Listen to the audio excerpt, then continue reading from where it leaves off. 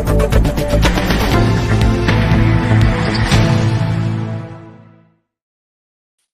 वालेकुम ख़ातिन हज़रात, मैं उसरान अहमद कसाना।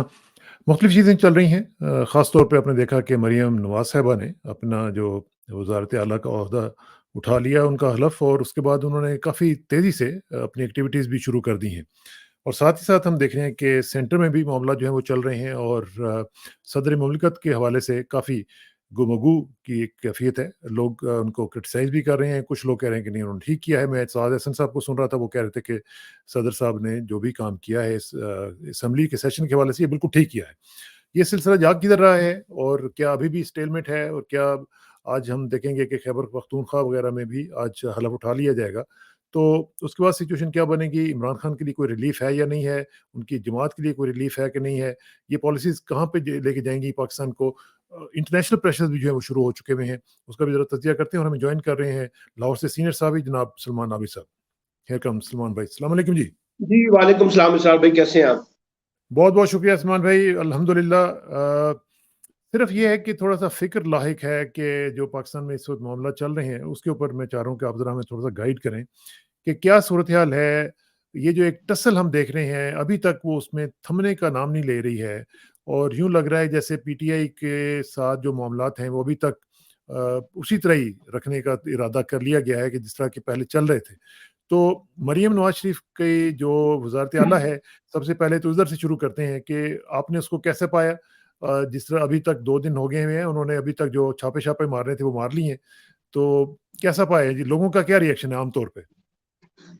देखिए, अमूमी तौर पर इसरार साहब, इंतखाबात जो हैं, वो मसाइल का हल साबित होते हैं, और इंतखाबात की बुनियाद के ऊपर एक पॉलिटिकल स्टेबिलिटी, इकोनॉमिक स्टेबिलिटी की तरफ जो है ना, एक पॉलिटिकल हार्मोनी की तरफ आगे बढ़ा जाता है।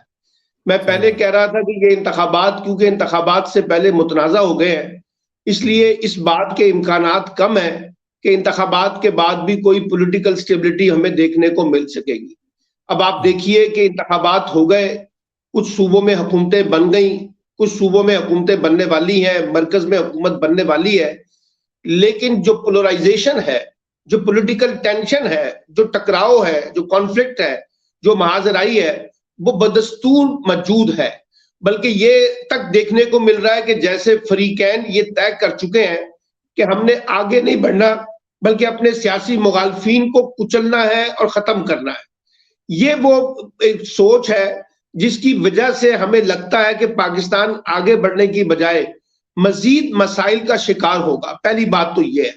अब आप देखिए कि हुकूमतें बन रही हैं, और हुकूमतें बन चुकी हैं कुछ सूबों में, लेकिन वो जो जाली मैंडेट है, यानी जिसकी बुनियाद के ऊपर ये सारी हुकूमत साजी की गई है, ये जो बैंक हुँ, डकैती हुई है बहुत बड़ी पाकिस्तानी कौम के साथ, वो सवाल भी बदस्तूर अपनी जगह मौजूद है। कल आपने देखा कि एमक्यूएम के जो मुस्तफा कमाल हैं, उनकी हुँ, एक ऑडियो वीडियो। रिकॉर्ड सामने आया है, और जिसमें वो अपनी पार्टी के लोगों को बता रहे हैं कि किस तरीके से जाली मैंडेट के जरिए हमें मुस्लिम लीग नून और पीपल्स पार्टी को ऊपर लाया गया है। अब ये तो एक केसेट है, इस तरह की और कई केसेटें हैं।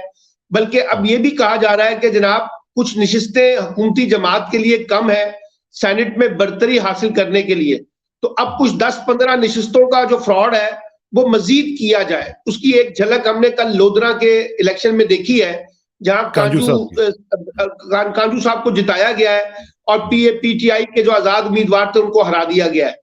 यानी अभी भी आज जिस वक्त मैं आपसे गुफ्तगू कर रहा हूं, इंतखाबात के नताइज आज भी तब्दील भी हो रहे हैं और जारी भी हो रहे हैं। अंदाजा लगाइए, इस इलेक्शन कमीशन को तो एक ऑस्कर अवार्ड मिलना चाहिए इंटरनेशनल दुनिया की तरफ से, कि जिस किस्म का ये इलेक्शन करवाया है इस इलेक्शन कमीशन ने, और जिस किस्म का रवैया है इलेक्शन कमीशन का और चीफ इलेक्शन कमिश्नर का, वो किसी भी तरीके से एक गैर जानिबदाराना, एक मुनसिफाना और शफाफियत के तकाजों को पूरा नहीं करता है।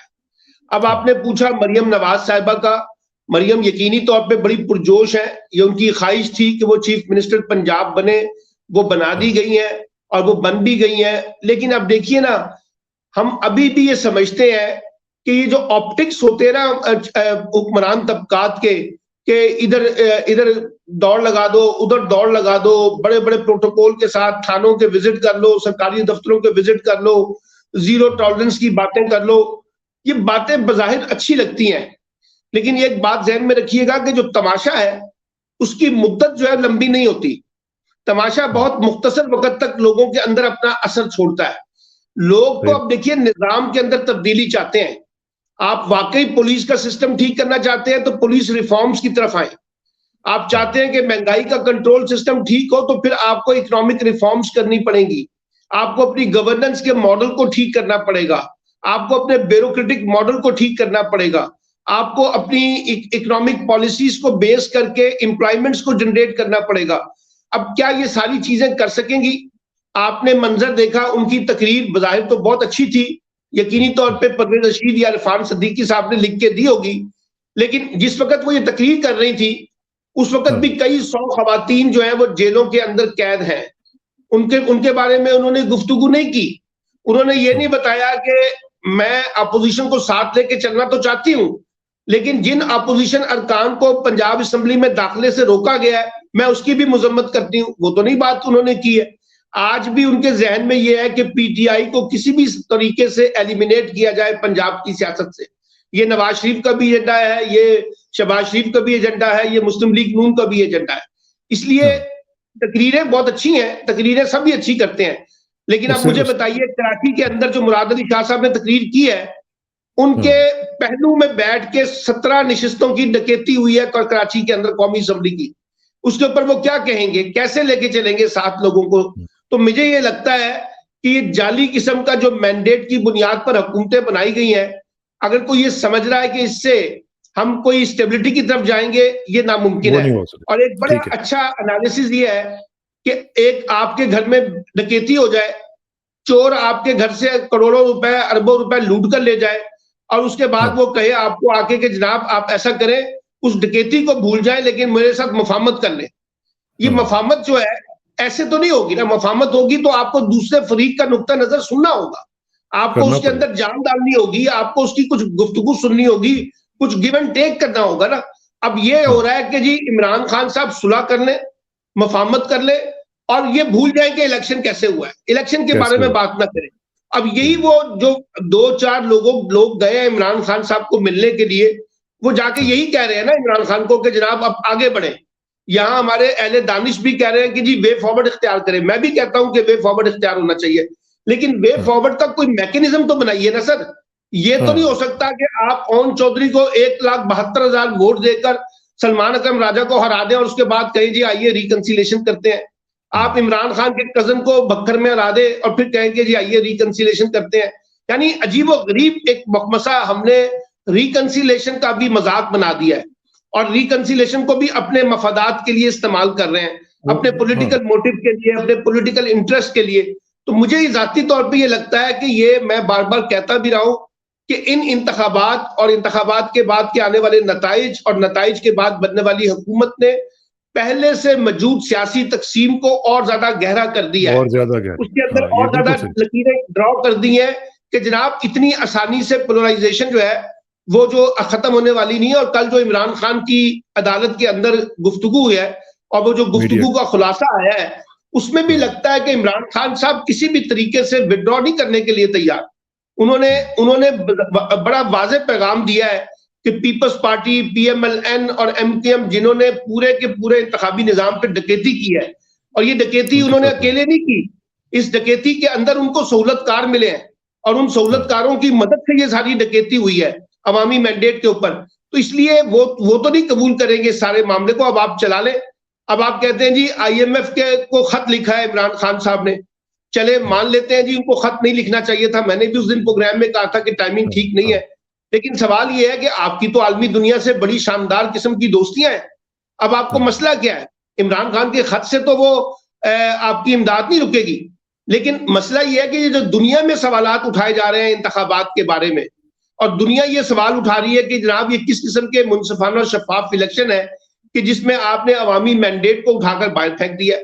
तो अब लोग तो आप पे सवाल करेंगे ना, इकोनॉमिक अपॉर्चुनिटीज जो आनी है, जब वो ये देखेंगे कि ये पोलराइजेशन है, तो इस पोलराइजेशन के अंदर कैसे हम चीजों को लेकर चलें। तो मैं ये कहता हूं कि बुनियादी तौर पे जो सवालात हैं वो सवालात और ज्यादा गहरे हुए, सवालात में और ज्यादा डाउट पैदा हुआ है, सवालात में और ज्यादा फियर पैदा हुआ है, और अब ये जो कहा जा रहा है, कल वो हामिद मीर साहब कह रहे थे कि अभी एक जर्नलिस्ट, फिर 2 जर्नलिस्ट, फिर उसके बाद और जर्नलिस्ट, और उसके बाद फिर वुकला, उसके बाद सिविल सोसाइटी, उसके बाद ह्यूमन राइट्स के लोगों को पकड़ा जाएगा।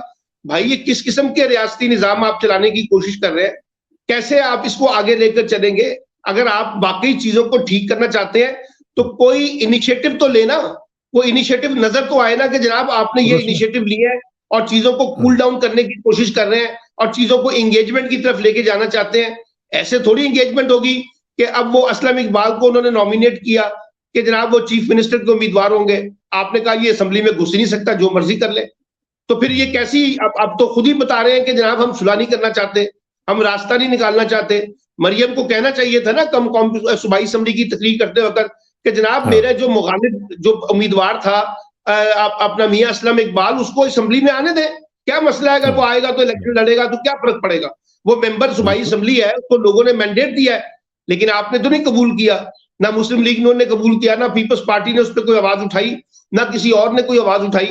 तो अगर आप इस किस्म के माहौल के साथ आगे बढ़ना चाहते हैं तो फिर इसका मतलब है कि सियासी तलखी जो है वो कम नहीं होगी बल्कि और ज्यादा बढ़ेगी, और ज्यादा बढ़ेगी। और खासतौर पर जिस माहौल की आप बात कर रहे हैं और इसमें इस माहौल में फिर मुफाहमत का इशारा करना भी मेरा ख्याल है कि ज्यादती की बात है, क्योंकि जो हम देख रहे हैं पीटीआई के साथ जो कुछ हो रहा है, अभी आपने जिक्र किया सहाफियों का तो जाहिर है, अभी देखें ना इमरान रियाज को भी उन्होंने पकड़ लिया, क्या उसका कसूर था? फिर असतूर को भी पकड़ लिया, उसका क्या कसूर था?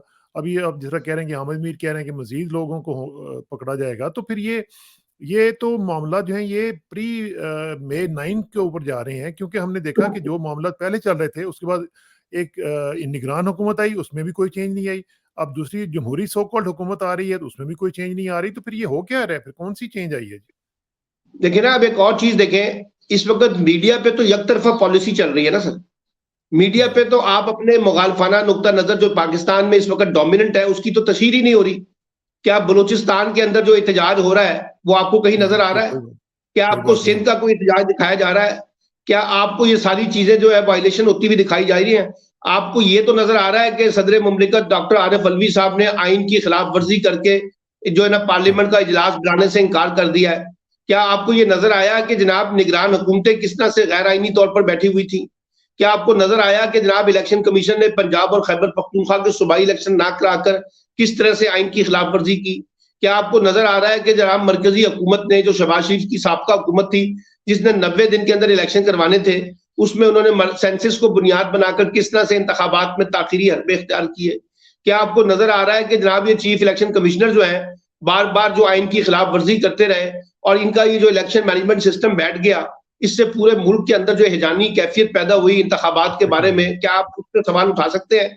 यहाँ तो चौधरी गुलाम हुसैन को फॉर्म 45 पर डिस्कशन करने के ऊपर बाहर निकाल दिया गया है प्रोग्राम से। आरिफ हमीद भट्टी साहब जो है उनको ऑफ एयर किया गया है। तो मेरा मतलब ये है कि ये जो अब तो लोगों की डिपेंडेंसी सोशल मीडिया पे थी, वहां पर भी आप बाज नहीं आए, वहां पर भी आपने जाकर जो है ट्विटर वगैरह को बंद करवा दिया एक किस्म का, और उनकी इतनी स्लो डाउन सर्विस कर दी है कि लोग वहां से इंटरेक्ट ना करें।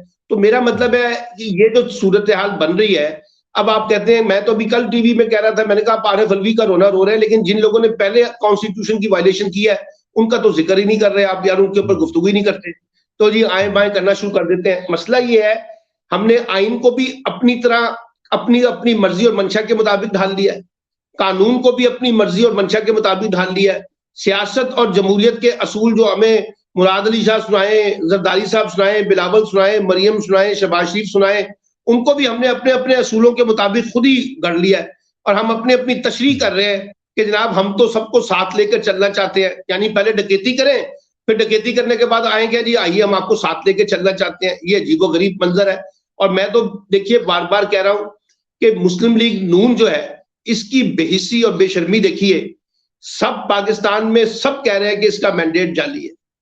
सारे कह रहे हैं कि मुस्लिम लीग नून को ये नशिस्तें नहीं मिली हैं जिस तरह से दी गई हैं, वो भी सबको पता है। सियालकोट शहर के अंदर सारी नशिस्तें ये हारे, गुजरावाला में ये बेशतर सीटें हारे, इस्लामाबाद और पिंडी डिवीजन के अंदर ये सीटें हारे, कराची के अंदर ये पूरा एमकेएम हारा। यानी आपने तो मजाक बना लिया यार 60-70 सीटों के ऊपर डकैती करके, और फिर उसके बाद कहें कि जनाब ये जो है ना हम आगे बढ़ना चाहते हैं। तो मैं तो ये कहता हूं आप जरूर आगे बढ़ें, यही हमारी पहली तरजीह होनी चाहिए, लेकिन पहले कोई पॉलिटिकल करेक्शन तो करें। कोई लीगल करेक्शन तो करें, लोगों को और स्पेस उसका तो दें। अभी भी आप ये हाँ, कह रहे हैं कि जनाब वो नजम सेठी साहब फरमाते हैं कि जनाब ये तय कर लिया गया है कि इमरान खान को मुकम्मल तौर पे खत्म करना है, मुकम्मल तौर पे एलिमिनेट करना है। तो वो नुसरत जावेद साहब ने बिल्कुल ठीक कहा है ना। नुसरत जावेद ने कहा जी अगर जिनको 8 फरवरी का नतीजा समझ नहीं आ रहा, ये उनकी गलती है। हाँ, बात समझ और नहीं आ रही कि लोग क्या चाहते हैं और लोगों की क्या ख्वाहिशात हैं, तो उसके मुताबिक अगर आप नहीं चलना चाहते तो आप सबको एलिमिनेट कर दें, कोई फर्क नहीं हाँ, पड़ेगा, क्योंकि आप कर सकते हाँ, हैं, आपके पास ताकत है। लेकिन ये मसलों का हल नहीं है, ये हाँ, पाकिस्तान को आगे लेके सही जाने बात। वाली सोच नहीं है, ये पाकिस्तान को सियासी और माशी तौर पर मुस्तहकम करने वाली सोच नहीं है, ये पाकिस्तान में जो पॉलिटिकल हार्मोनी डेवलप करने वाली सोच नहीं है। आप लोगों में तलखियां पैदा कर रहे हैं। कल मैं फजलुर रहमान साहब की प्रेस कॉन्फ्रेंस सुन रहा था, उन्होंने कहा कि मैं देखूंगा कि ये हुकूमत चलती कैसे है, इसके पास कितना मैंडेट है, कैसे ये मैंडेट आया है, वो भी सवालात उठा रहे हैं। अब कोशिश ये हो रही है कि मौलाना को किसी तरीके से राम कर लें, क्योंकि इनकी स्ट्रीट पावर ज्यादा है। ये ना हो कि हाँ, ये कहीं जाके जुड़ जाए, इमरान खान के साथ एक नया मसला पैदा कर दे। तो मुस्लिम लीग हाँ, नून की कोशिश है कि जी फजलुर रहमान साहब को भी सियासी दरबार में से कुछ हिस्सा जो है वो ज्यादा दे दिया जाए, मिल जाएगा, ताकि उनको मिल भी जाएगा। राजी कर दिया जाए। अब वो हाँ, हाँ, मैंगल साहब और महमूद खान अचकजई जो गुफ्तगू कर रहे हैं, उनका क्या करना है आपने? उनको यानी देखना अब है। आप देखिए ना कि सोसाइटी के अंदर से जिस तरह से वॉइसेस जनरेट हो रही हैं, इसका कोई इलाज भी तो होना चाहिए। इसका इलाज ये थोड़ी कि आप इनको बाइकआउट करवा दें, टीवी चैनल से उठा इसका दें, इलाज देखें सोशल ना, मीडिया का इसका बाइकआउट कर इलाज दें, वी लॉग बाइकआउट कर दें। ये मसले का हल तो नहीं है। इसका इलाज तो उन्होंने ढूँढ लिया ना कि अब मखसूस नशिस्तें जो हैं वो भी नहीं मिलेंगी, और अगर वो इन्होंने फैसला कर लिया और जिसके ऊपर अब देखिए आप अंदाज़ा लगाइए, मैं तो हैरान होता हूँ। ये सो कॉल्ड जमहूरी जमातें जो हैं हमारी हैं माशाल्लाह, नून लीग है, पीपल्स पार्टी है, एमक्यू है, ये तीनों कह रही हैं जी कि उनको नशिस्तें ना दें। आप ज़रा अंदाज़ा देखिए ना, लगाइए, ये यहीं हालत से हो तो गई। पता चलता है, यहीं से तो पता चलता है कि ये फरीक है उस क्राइसिस का। यानी हाँ, देखिए ना, जो मामला इलेक्शन कमीशन का और पीटीआई के आजाद अरकान का है, उसमें ये बेचारे बरात के दूल्हे बन के आ गए कि हमारी नशिस्तें कुछ और बढ़ा दें, इनको नशिस्तें ना दें। अब इलेक्शन कमीशन अगर ये फैसला भी कर ले, मान लेते हैं हाँ, वो सुन्नी इत्तेहाद काउंसिल को नशिस्तें देने से इनकार कर देता है, तो क्या हाँ, होगा? उससे ये होगा कि आप उनकी हुकूमत की कुछ सीटें बढ़ा देंगे ना, इससे ज्यादा क्या हो हाँ, सकता है? आप बढ़ा दें, और ये तरीका सेनेट कैसे के भी देख अंदर लें। इलेक्शन, हाँ, लेकिन लोगों को देखिए ना, उसका मतलब ये है ना कि सेनेट से भी आपने उसकी अकलियत को कम करना है। हाँ, अभी बिल्कुल, आपको याद है नवाज शरीफ साहब ने नॉमिनेट किया था पंजाब असेंबली के स्पीकर के लिए मुश्तबा शुजाउर रहमान साहब को, हाँ, जो हाँ, जो बिल्कुल, शुजाउर रहमान साहब के बेटे हैं। अच्छा, बिल्कुल, बाद में ये मलक अहमद खान कहां से आए, किसी को समझ नहीं आ हाँ, रही। अब कहा जा रहा है कि आप यूसुफ रजा गिलानी साहब जो है, उनको चेयरमैन सेनेट के लिए पीपल्स पार्टी ने नामजद किया। अब ये हाँ, अनवार वो काकड़ काकड़ साहब की साहब, बातें कहां से हो रही हैं? कौन उनको हाँ, सेनेट में लाना चाहता है? कौन उनको सेनेट का चेयरमैन बनाना चाहता है? मैं बार बार ये कह रहा हूं, ये जो पॉलिटिकल स्पेस आपने कमजोर किया ना पॉलिटिकल फोर्सेस ने, और अपने फैसले उठा के किसी और के हाथ में दे दिए हैं, तो उसकी सही बात, प्राइस भी तो फिर जमहूरी तौर पे इख्तियार करनी पड़ेगी ना। देनी मैं तो पड़ेगी, आपको देनी बता पड़ेगी। चुका हूं कि ये मरकजी हुकूमत जो है, ये जबरी बुनियादों पर शादी हुई है। ये नहीं करना चाहती थी हुकूमतें, लेकिन उनको कहा गया कि जनाब ये सारा स्क्रिप्ट आप ही के लिए सजाया गया था, आप ही को आके हुकूमत संभालनी है।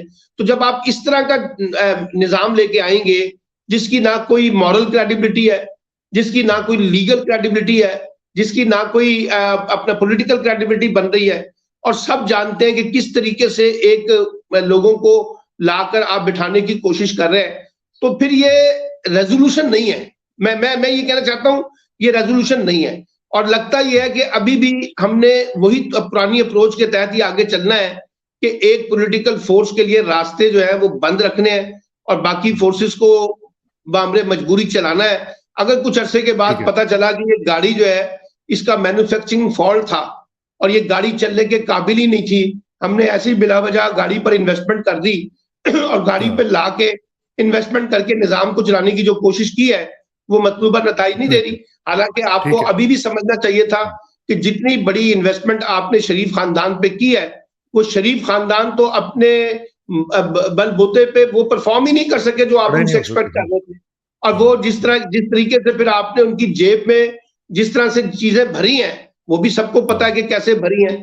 तो अभी भी बता अगर आपको नहीं पता चल रहा कि अवामी अवामी सोच और फिक्र किधर है और ये लोग कहाँ खड़े हैं, तो फिर इसका मतलब है कि मसला हिकमत का नहीं है, मसला सोच और फिक्र का नहीं है, मसला उस जुटाई का है जो हमने तय कर लिया कि जनाब हम अपनी मर्जी और मंशा के मुताबिक जो है वो मामलात को करेंगे। लेकर आगे चलना चाहते हैं, और इसी तो तरह उसकी और प्राइस इसी फिर तरह का जो पाकिस्तानी कौम को अदा करनी है। और इसी तरह का सलमान भाई ये जो क्राइसिस एक किस्म का खड़ा होने वाला है, वो जो सदर मुमलिकत का जो एक स्टैंस है, अभी उनको सेकंड एडवाइस जो है वो भेज दी गई है। तो उसके बाद आप क्या समझते हैं कि क्या वो आज साइन कर देंगे या नहीं करेंगे? और अगर वो नहीं करेंगे तो फिर क्या होने जा रहा है? क्योंकि उनके जो लीगल पोजीशन है वो तो मैं सारे सुन रहा था। इवन एतजाज अहसन साहब ने भी कहा है कि उनकी लीगल पोजीशन बिल्कुल ठीक है, क्योंकि असेंबली जो है वो अभी मुकम्मल ही नहीं हुई है। तो फिर क्या होगा? अभी देखिए, सूरत-ए-हाल जो है कसाना 1-2 दिन में साहब आप क्या बनती हुई कसाना दिखेगी? साहब ये लीगल पोजीशन क्या है और कॉन्स्टिट्यूशनल पोजीशन क्या है, क्या ये मैटर करती है पाकिस्तान के इस निज़ाम में? कुछ अगर भी ये नहीं। मैटर करती तो आज हम यहाँ खड़े होते जहां हम खड़े हैं। देखिए, हुँ, बात ये है कि हम जिस तरह से निज़ाम को लेके चलने की कोशिश कर रहे हैं ना, हम अपना तमाशा ना सिर्फ मुल्क के अंदर बल्कि मुल्क से बाहर भी बना रहे हैं। और लोग जिस तरह से हमारे निज़ाम के ऊपर हँस रहे हैं और जिस किस्म का हुँ, मातम कर रहे हैं, वो भी हमारे सामने है। अब वो डॉक्टर आरिफ अलवी साहब जो है, जिनको कहते हैं कि आखिर में जाते-जाते अगर वो इस तरह की कोई चीज़ करना चाहते हैं, वो कर लें। लेकिन उन्होंने जो कुछ पहले करना चाहिए था, वहाँ पर भी उन्होंने खामोशी इख्तियार की, हाँ, मसलियत का कुछ नहीं रास्ता किया। इख्तियार किया। और वो बार-बार, और मैं जानता हूँ डॉक्टर आरिफ अलवी साहब को, वो उन लोगों में से थे जो बार-बार जाकर एस्टेब्लिशमेंट को पैगाम देते थे कि जनाब हुँ, देखिए, ये लड़ाई और टकराव जो है ये किसी के मफाद में नहीं है और इसको खत्म होना चाहिए। मैं इसमें रोल प्ले करना चाहता हूँ, मैं इसमें आगे बढ़ के आप लोगों के दरमियान जो भी तल्खी है, उसको खत्म हाँ, करना चाहता हूँ। उन्होंने कोशिशें भी की, लेकिन मसला ये है कि वही मैंने आपको कहा ना, मफामत ये थी कि अच्छा इमरान हुँ, खान को कहें कि वो सियासत छोड़ दे। मफामत ये थी कि जनाब इमरान खान मुल्क से बाहर चले जाएँ।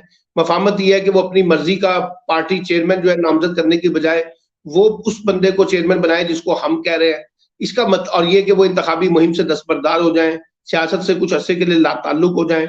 तो ये कोई मफामत थोड़ी है, ये तो फिर डिक्टेशन थी। हुँ, अब डिक्टेशन के अंदर और मफामत के दरमियान जो फ़र्क होता है, उसको समझने की ज़रूरत है ना। इसलिए आरिफ अलवी हुँ, साहब नाकाम हुए और अभी भी जिस किस्म का ताबड़तोड़ हमले उनके ऊपर शुरू हुए हैं, जैसे वो हुँ, आर्टिकल 6 उनके ऊपर लगना चाहिए क्योंकि वो गद्दार साबित हो हाँ, रहे हैं। हाँ, तो अभी जिन लोगों इम्पीचमेंट ने की पहले ज़रूरत गद्दारियाँ की हैं, उनके बारे में आपका क्या ख़्याल है? उनका हाँ, आपने कौन-सी चीज़ जाके लाके कटहरे में खड़ा कर दिया? आपने तो उनको जनाब प्लेट में रख के इक़्तिदार दिया है और उनको बिठाया है कि जनाब आइए, ये इक़्तिदार हमने आपके लिए सजाया था। तो मेरा मतलब है कि ये सब चीज़ें जो कुछ हो रही हैं, अब जुडिशरी को देख लें, जुडिशरी के जो हालात हैं, वो असद तूर साहब ने जो बातें उठाई हैं, जिनकी वजह से हाँ, उनकी गिरफ्तारी हुई है, वो भी सामने है ना। चीफ जस्टिस साहब कहाँ हैं? चीफ जस्टिस साहब तो बड़ा हमें कहा करते थे कि जनाब सौ मोटो की बातें होती थी, मैं ये कर दूंगा, मैं वो कर दूंगा, मैं देखता हूँ। ये तो ठीक है कि आपने बड़ी अच्छी बात की कि जी इलेक्शन अगर नहीं हुए तो मैं इससे निमट लूंगा, लेकिन इलेक्शन जिस अंदाज के हुए हैं, क्या उस पर चीफ जस्टिस साहब को कोई परेशानी है? क्या हुँ, उनको इस बात की कोई फिक्र है कि जनाब ये किस तरह से इलेक्शन के नताइज के अंदर जो रद्दोबदल हुआ है उसमें इलेक्शन कमीशन का क्या किरदार है? क्या उस पर वो परेशान है? क्या उस पर वो सोच विचार कर रहे हैं कि भाई इस मुल्क की जुडिशरी के सिस्टम को कैसे चलाया जा रहा है? इसलिए मैं ये सही कहता बात। हूँ फिर आपकी ब्यूरोक्रेसी को देखें। अब वो ब्यूरोक्रेसी में भी जो कहा गया कि पंजाब में मनोअन तबादले होंगे, भाई वो तबादले क्या होंगे? अपने खास लोगों को लाकर अपनी मर्जी के नताइज के साथ आगे बढ़ा जाएगा और उसमें यही शामिल होगा कि पीटीआई के लिए कोई रास्ता नहीं होना चाहिए, उनको कोई रिलीफ नहीं मिलना चाहिए। तो जब आप ब्यूरोक्रेसी को, जुडिशरी को, इंतजामिया को, सियासत को, एस्टैब्लिशमेंट को, कानून को, आइन को, सबको अपने ओह! अपने हाँ, पॉलिटिकल मोटिव के लिए इस्तेमाल करेंगे, तो तो यही होगा फिर ना। इसके नताइज जो है वो वही होंगे ना जो इस वक़्त पाकिस्तान की कौमी सियासत में तो फिर हमें इस देखने को सूरत-ए-हाल मिल में रहा है। तो इस सूरत-ए-हाल में जो हम देख रहे हैं, इसमें कोई रिलीफ फिर आपको मिलता हुआ नज़र आ रहा है इमरान खान को या उनकी जमात को? लगता तो नहीं है, देखिए, लेकिन क्या इस आज इमरान खान साहब उन मामलात पर समझौता कर लें जो उनको कहा जा रहा है, तो रास्ता निकल हुँ, आएगा। लेकिन अब हुँ, सवाल ये है कि अगर इमरान खान भी अपनी बात पर अड़े हुए हैं और जितनी उन्होंने लड़ाई लड़नी थी और उस लड़ाई का एक नतीजा भी उन्होंने देख लिया है और देख लिया है कि लोगों ने उनके उनके मौक़िफ़ की हमायत की है, उनकी तायीद की है, तो ऐसे में तो सिर्फ़ ये एकतरफ़ा किस्म का मफ़ाहमत तो नहीं होने वाली। और फिर हुँ, अगर दो तरफ़ा मफ़ाहमत करनी है, तो फिर बताइए कि अगर अब इमरान खान ने 4 चीज़ों से विथड्रॉ करना है, तो आप कौन-सी 4 चीज़ों से विथड्रॉ हाँ, करेंगे? हाँ, और अभी तक तो सही। खबर यही है कि इमरान खान साहब के पास जो जाते हैं, वो एक ही बात कहते हैं कि बस इलेक्शन का ऑडिट करवाएँगे तो बात आगे चलेगी। अब हुँ, वो इलेक्शन का सही। ऑडिट तो कोई करवाने के लिए तैयार नहीं है, बल्कि जो पहले से मौजूद सीटें हैं, उनकी तादाद को भी कम किया जा रहा है। तो इसका मतलब ये है कि ये जो मफ़ाहमत वाली बात है, वो इसमें इस कोई वक़्त जान नहीं है। मुझे बज़ाहिर अब इस वक़्त आगे बढ़ती हुई नज़र नहीं आ रही। इसलिए कि मुझे लगता ठीक है, ये है अच्छा कि तलख़ी जो हाँ, है वो बहुत बढ़ गई है। लेकिन साथ ही साथ हम देख रहे हैं कि तल्ख़ी और भी बढ़ सकती है क्योंकि इंटरनेशनल प्रेशर्स जो हैं वो आने शुरू हो चुके हुए हैं। अमेरिका से हम देख रहे हैं कि कई सेनेटर्स, कई कांग्रेसमैन जो हैं, उन्होंने एक लेटर लिखा है और उसके ऊपर मज़ीद वो लोगों को कह रहे हैं कि आप हमें इसकी सपोर्ट करें। तो अगर इस तरह का प्रेशर आता है तो उसका कुछ इम्पैक्ट पड़ेगा पाकिस्तान के ऊपर ऑन ग्राउंड या नहीं पड़ेगा? देखिए, बुनियादी चीज़ तो ये अभी आईएमएफ के साथ होने वाला माहिदा है। क्योंकि हाँ, आईएमएफ की मुलाकात जब इमरान खान साहब से हुई थी, तो उसमें उन्होंने कहा था कि एक मुनसिफाना और शफ़ाफ़ इलेक्शन होंगे। अच्छा, आईएमएफ जो है वो चाहता है कि इस तरह के माहिदे करते वक़्त हुकूमत और अपोज़िशन को अपने माहिदे के कॉन्टेक्स्ट में एक पेज पे लाया जाए। और आईएमएफ इस बात की गारंटी माँगता है कि हुकूमत ही नहीं बल्कि अपोज़िशन भी जो है, वो इन चीज़ों के ऊपर जो है ना हमें सपोर्ट करती हुई नज़र आए। अब सवाल ये है कि इमरान खान ने कहा था कि मैं ये सपोर्ट करूँगा लेकिन अगर ये मुनसिफाना और शफ़ाफ़ इंतखाबात होते हैं। हाँ, अब अगर वाज़ेह ये तौर कोई कहा जाए कि वही जो मैंने आपसे कहा है कि डकैती के बाद आप कहें कि सपोर्ट करें तो शायद वो मुश्किल है। तो अगर वो अपोज़िशन की सपोर्ट नहीं मिलती है और वो 92 के करीब लोग हैं, बड़ी अपोज़िशन है, जिसकी पॉलिटिकल इन्फ्लुएंस पार्लियामेंट के अंदर भी है और पार्लियामेंट से बाहर भी उन जमातों का बड़ा असर नफूज़ है। तो फिर इसका मतलब है कि आईएमएफ को भी रिकंसिडर करना पड़ेगा ना ये सारी सूरत-ए-हाल जो पाकिस्तान के अंदर हो रही है। तो इसलिए हाँ, मैं ये समझता हूँ और देखिए, एक है इंटरनेशनल मीडिया। इंटरनेशनल मीडिया का तो मजमूई किरदार हमें नज़र आ रहा है कि ये इलेक्शन के अंदर बेशुमार बेज़ाब्तगियाँ, बेकायदगियाँ और बेईमानी और करप्शन हुई है, एक बात। एक है इंटरनेशनल पार्लियामेंटेरियन, उनकी तरफ से भी हाँ, ये सवालात उठाए जा रहे हैं कि किस तरह का ये इलेक्शन करवाया गया है और कैसे इलेक्शन करवाया गया है। एक है इंटरनेशनल ह्यूमन राइट्स बॉडी, वो भी बता रही है कि एक पार्टी को कैसे दीवार से लगाया गया है, किस तरह से किया। अब सवाल ये है, इन सब चीज़ों के मौजूदगी में क्या इंटरनेशनल हुकूमतें यानी आलमी हुकूमतें और वो 4-5 हुकूमतें हैं, बस ज़्यादा हुकूमतें नहीं है। हाँ, हाँ, उसमें हाँ, अमेरिका है, 1 और 3 उसमें बर्तानिया है, उसमें चाइना है, उसमें तुर्की भी किसी हद तक शामिल है, उसमें कतर शामिल है, उसमें सऊदी अरब शामिल है। ये जो 5-7 ममालिक जो ट्राइका पाकिस्तान के कॉन्टेक्स्ट में नज़र आता है, क्या इनके हुक्मरान तबकात की तरफ से कुछ सीरियस रिज़र्वेशन आएँगी? मैं उनकी स्टेटमेंट्स की बात नहीं कर रहा। मैं स्टेटमेंट्स तो हर बंदा देता है। मैं ये कह रहा हूँ कि क्या वाक़ई वो पाकिस्तान की एस्टेब्लिशमेंट पर, पाकिस्तान की आने वाली हुकूमत पे प्रेशर डालेगी? अगर वो प्रेशर डालेंगी तो नतीजा कुछ और होगा और अगर और होगा, उनके जी, इंटरेस्ट भी जाके इसी तरीके से इसी मामलात के साथ जाके जुड़ जाएँ, तो फिर वो तो जितनी फिर मर्ज़ी स्टेटमेंट जारी करते रहें, असल तो फिर ये है कि वो भी इस सारे सिस्टम के कल्प्रिट हैं और उन्होंने भी हाँ, इस इल्लेजिटिमेट गवर्नमेंट को जो है वो जिस किस्म की लेजिटिमाइज़ पोज़ीशन दी है, तो वो भी ज़िम्मेदार होंगे, लोग उन पे भी तो सवालात इंशाल्लाह, उठाएँगे। लेकिन अब सवाल ये है कि अगर इंटरनेशनल प्रेशर बहुत बढ़ता है, जैसे हमने अमेरिका में देखा है हुँ, और जितना प्रेशर बढ़ा है तो फिर आपको अमेरिकन तर्जुमान को बार-बार स्टेटमेंट जारी करने पड़ रही है। तो इसका करने मतलब है पड़ते हैं, अगर इंटरनेशनल कम्युनिटीज़ की तरफ से और वहाँ जो इंटेलिजेंसिया है और वो वहाँ जो सिविल हुँ, सोसाइटी है, अगर वो सीरियस किस्म उस के पर इम्पैक्ट सवालात पड़ेगा। उठाकर एक बड़ा हुँ, प्रेशर बिल्ड करती है, तो यकीनी ठीक तौर है, पर हुक्मरानों के लिए उसका एक इम्पैक्ट तो होता है कि हुँ, पाकिस्तान तो मैं नहीं है, ये दुनिया है हाँ, जहाँ पर ग्लोबल दुनिया है, जहाँ पर बहुत सारी चीज़ें ऐसी मौजूद हैं, जिनका अपना इंटरकनेक्टेड है। असर होता है। हाँ, तो इसलिए हाँ, मुझे लगता है ठीक, प्रेशर बढ़ेगा, अब देखना ये है कि प्रेशर किस शिद्दत के साथ बढ़ता है। पाकिस्तान हाँ, में भी इंतखाबी चलें, धांधली पर बेशुमार लोगों का इत्तेफ़ाक है, लेकिन सवाल हाँ, ये है कि क्या ये किसी अवामी तहरीक में बदलेगा? क्या इसमें हुँ, लोग बाहर चलें, निकलेंगे? क्या लोग इसके ऊपर भरपूर एहतजाज करके एक बड़ी तहरीक पैदा करेंगे? ये वो सवालात हैं ये जिनका अभी देखने आने वाली वाले चीज़ है, कुछ हफ्ते में इसका पता फैसला चलेगा, होगा कि पाकिस्तान में ठीक, मुज़ाहमती सियासत जो है, वो कहाँ खड़ी है और किस करेक्ट, हद तक आगे जा सकती है ठीक, पार्लियामेंट से बाहर।